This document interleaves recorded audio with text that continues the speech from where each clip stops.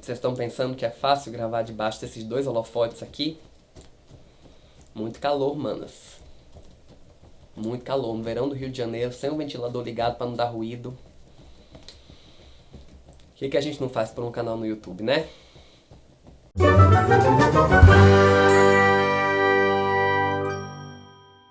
Estava aqui pensando comigo esses dias o quanto é engraçado o medo que as pessoas têm de serem vistas na posição de opressor, ou de pelo menos serem colocadas na posição de opressor sempre que alguém aponta algum tipo de comportamento preconceituoso, algum tipo de comportamento conservador, alguma coisa desse tipo. Eu fico com aquela impressão de que paira um medo generalizado, que paira um terror generalizado em torno desses adjetivos: opressor, preconceituoso, machista, racista, homofóbico, que assim, é uma coisa que as pessoas detestam admitir que elas são. Tem um medo enorme das pessoas assumirem que elas têm algum tipo de comportamento que seja racista, machista, homofóbico, preconceituoso de maneira geral, assim. É aquela coisa de uma pesquisa clássica que fizeram no Brasil uma época, que aparentemente saíram por aí perguntando se o Brasil era racista e, sei lá, 90% das pessoas disse que achava que o Brasil era racista. E aí perguntaram: e você conhece alguém que é racista? E aí 90% das pessoas responderam que conheciam alguém racista. Mas aí perguntaram: e você é racista? Você se acha uma pessoa racista? Não, claro que não. Sou uma pessoa que não tem nenhum preconceito, não tem nenhum problema com isso, nunca fui preconceituoso com nenhum negro. Quer dizer, o Brasil é um país racista, você conhece um monte de gente racista, mas aí depois ninguém se assume racista. E aí a matemática não fecha. Isso tem um pouco a ver com a própria maneira como a gente entende as expressões de preconceito. Porque a gente acha que racismo, machismo, homofobia, preconceito de maneira geral, só se manifestam nessas formas de ódio, nessas formas de violência explícita e expressa, né? Que o homofóbico é só aquela pessoa que vai te espancar na rua, ou que o machista é só o cara que vai bater na mulher, ou que o racista é só o cara que vai te chamar de macaco num restaurante ou quando te vê na rua. E aí, quando você chama uma pessoa de racista, de machista, de homofóbico, ou quando você aponta algum tipo de comportamento preconceituoso que essa pessoa tá reproduzindo, parece que você tá tratando ela como se fosse um monstro, assim. E aí aquela coisa, você fala: nossa, isso que você falou foi um pouquinho homofóbico, você podia repensar essa sua ideia aí. E a pessoa acha que você está dizendo que ela é o Bolsonaro, que ela é uma péssima pessoa, que seria capaz de quebrar lâmpada na cabeça das pessoas quando passasse por alguém dando pinta na rua. E é tão assim essa coisa que toda vez que você fala pra uma pessoa que ela tá sendo racista ou que ela tá sendo homofóbica, o primeiro argumento que ela vai te dar é: mas eu até tenho amigos gays, mas eu até tenho amigos negros, como é que eu poderia ser racista? Como é que eu poderia ser homofóbico? Eu já até namorei um cara negro, eu adoro pegar umas pretinhas na balada, como é que eu posso ser racista?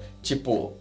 E aí fica subentendida essa ideia que você só é racista se você tiver manifestações explícitas de ódio e violência contra pessoas negras, e que você só é homofóbico, só é LGBTfóbico se você tiver manifestações explícitas de violência contra pessoas LGBT. E assim, isso não é verdade. Por uma razão muito simples. A gente tem uma cultura inteira que é pautada na diminuição da posição social de pessoas negras, de mulheres, de LGBTs, de minorias de forma geral. E se a gente foi formado nessa cultura, é muito possível e muito provável que a gente incorpore e reproduza uma série de valores dessa cultura no curso da nossa vida. Quase que todo mundo passa por isso. Principalmente se você não faz parte de nenhuma dessas minorias e sempre foi privilegiado por essa estrutura social, sem nunca ter sofrido nenhuma violência por conta da posição social que você ocupa. Se você é homem, cisgênero, branco, heterossexual, é muito mais provável que você incorpore esses valores, porque essa estrutura social te beneficia de alguma forma. Isso definitivamente não é uma garantia de que todas as pessoas que pertencem a minorias vão ser completamente desconstruídas e que todas as pessoas que não pertencem a minorias serão opressoras, violentas e nananã. Não é isso que eu tô dizendo. O que eu tô falando é que relações interpessoais também são relações sociais de alguma forma. O que significa que em toda relação interpessoal a gente tem muita chance de reproduzir a lógica da estrutura social em que a gente foi formado. E o trabalho de desconstruir essas coisas é um trabalho cotidiano, inclusive pra nós que somos minorias. A gente tá o tempo inteiro reproduzindo um monte de bobagem e a gente tem que repensar essas coisas o tempo inteiro também. E eu acho super importante que a gente possa desfazer esse mito de que se você é uma pessoa de bom coração, então você é incapaz de reproduzir qualquer discurso ou qualquer comportamento violento. Porque isso não é verdade. E quanto mais você tem certeza que você não vai reproduzir esse discurso, menos você pensa sobre isso e mais facilmente você reproduz essas coisas exatamente por não estar pensando nisso. A gente precisa repensar essa lógica toda para parar de ter medo desses adjetivos do racista, do machista, do homofóbico, para entender que quando isso vem em forma de crítica, a gente tem uma excelente oportunidade de repensar certas ideias, certos discursos e até mesmo a forma como a gente lida com algumas pessoas. Eu posso estar sendo até um pouco ingênuo com o que eu vou dizer agora, mas eu não me arrependo de pensar desse jeito. Eu acho que a gente devia acreditar um pouquinho mais na honestidade das pessoas quando a gente tá lidando com essas questões. Porque se alguém chega pra mim falando que eu reproduzi um comportamento transfóbico, ou machista, ou bifóbico, sei lá. Se a pessoa se deu o trabalho de manifestar esse incômodo, eu acho que eu tenho plenas condições de ter um mínimo de boa vontade de tentar entender a razão que fez com que essa pessoa me dissesse isso. Então quando alguém fala pra mim que eu reproduzir um comportamento transfóbico, ou machista, ou bifóbico, ou o que quer que seja, eu obviamente vou pensar nessas coisas, vou conversar sobre essas coisas, mas o meu primeiro movimento é dizer desculpa se eu te ofendi e obrigado por me avisar, porque você tá me dando a oportunidade de pensar um pouco melhor sobre isso. E eu acho que isso me dá uma oportunidade muito boa de construir relações diferentes com as pessoas. Principalmente pensando que eu já vivi situações muito complicadas com alguns amigos quando eu precisei manifestar incômodo por atitudes homofóbicas ou racistas que eles reproduziram comigo. Porque tem esse problema, a pessoa fala uma parada que foi ofensiva, que me machucou, que me ofendeu, e aí quando eu digo, olha, isso que você falou foi homofóbico, ou foi racista, isso que você falou não foi legal, a pessoa evoca esse sentido de que o racista, de que o homofóbico é um monstro, e acha que eu falei um absurdo a respeito dela. E aí o que a pessoa faz? Inverte a situação,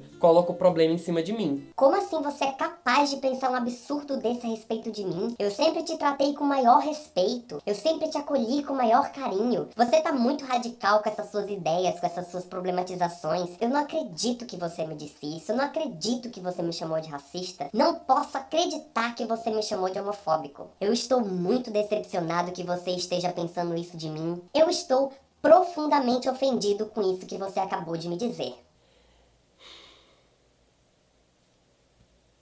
Dica do fundo do meu coração. Não seja essa pessoa. Vamos entender a lógica. A pessoa diz uma coisa que te ofende, mas aí depois, quando você fica ofendido, ela se ofende porque você ficou ofendido. E aí ela faz um discurso que te culpa por ter ficado ofendido com uma parada que era ofensiva. Pelo amor de Deus, não seja essa pessoa. Não seja a pessoa que faz esse discursinho, porque no fim das contas você só piora a situação. Você acaba violentando a pessoa duas vezes. E eu vou reiterar mais uma vez que ao dizer isso eu não tô te transformando num monstro manipulador que inverteu a situação de propósito para manipular a pessoa e fazer ela se sentir culpada. Eu entendo que essas coisas, por mais problemáticas que elas sejam, muitas vezes elas são feitas sem querer. Mas aí eu sempre gosto de usar o exemplo do pisão no pé. Quando você pisa no pé de uma pessoa sem querer, isso não muda o fato de que você machucou o pé dessa pessoa. E aí se essa pessoa reclama da dor no pé dela,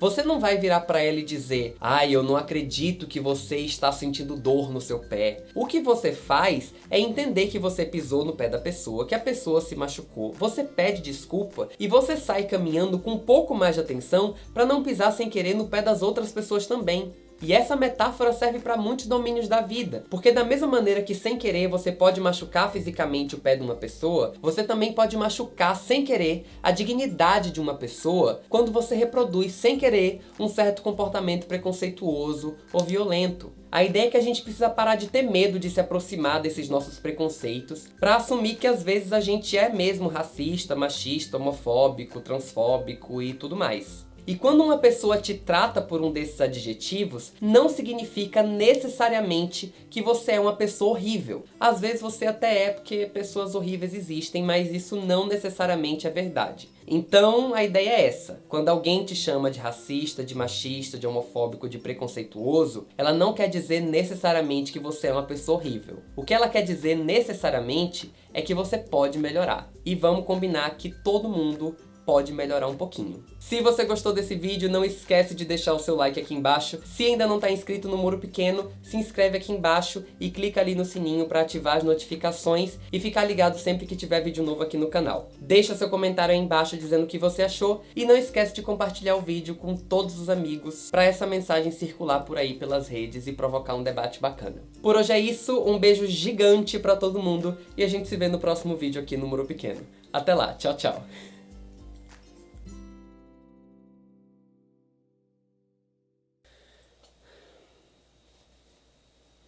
Limpar aqui os óculos.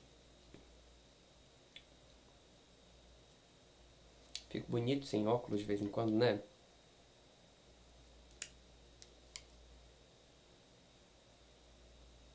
Fico bonito com eles também, por que não? Belíssima.